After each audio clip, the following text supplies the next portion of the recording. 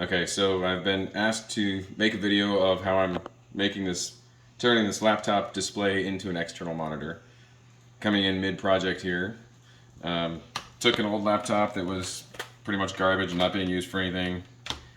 Unscrewed all the screws, took it apart. If you don't know how to do that much, then this project is probably a little behind you, but take out just about every screw you find and you can get down the board. These are all the miscellaneous cables and stuff. And I think this cable right here was the one that was connected to the back of the display panel. The display panel was connected with some of these right here. Once I got that off, usually you can split it apart at the seam here. And then there's a couple more screws that hold this in place in these little brackets. I pulled that, took those screws out and pulled this display out. On the back of this display, you find the model number for the display right here.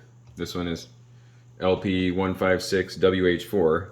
If you Google that with the words controller board, you'll find a variety of these right here.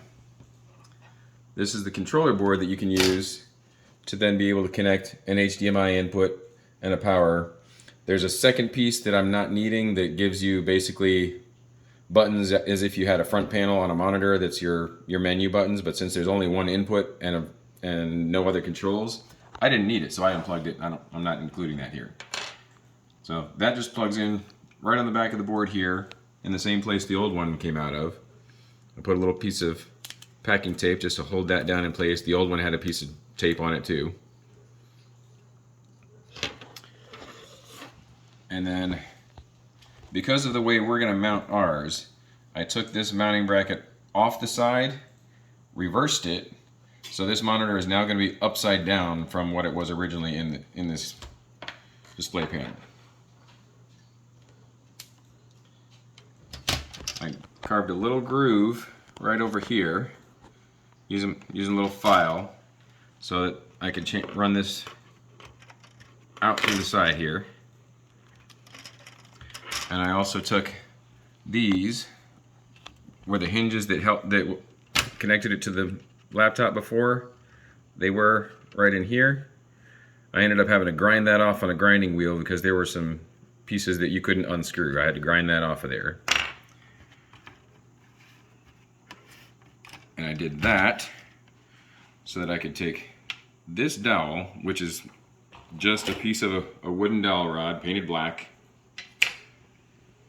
is going to go right in between there.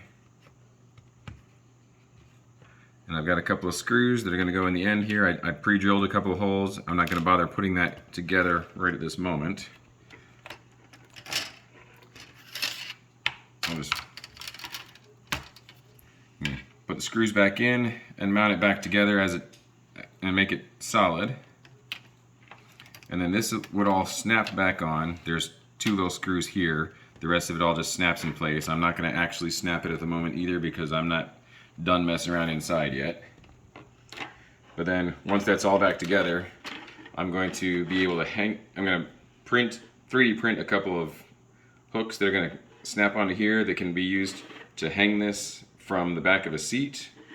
And I'm going to 3D print some that will go over the back and allow it to be like a kickstand to put it at different angles. I'm just going to just snap onto that little rod that I put in place there. But that's all secondary to having functionality.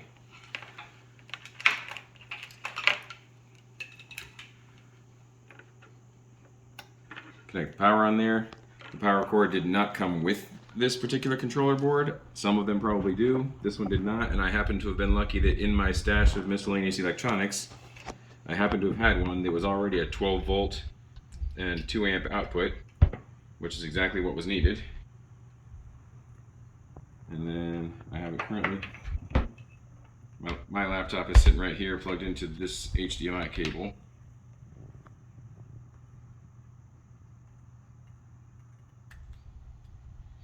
Don't recommend playing too much with the boards while it's not in any kind of a protective casing, but wake that up. And I have an external monitor. And then I have a 3D printed box right here that this controller board is going to fit into. And then that's going to mount on the back side of this case. But I'll have a portable external monitor that we can use on road trips in the car, or if I'm traveling and I need to do work from a 2-monitor setup. I think it'll be kind of neat and just kind of a fun little project to tinker around with and make use of some of the old electronics.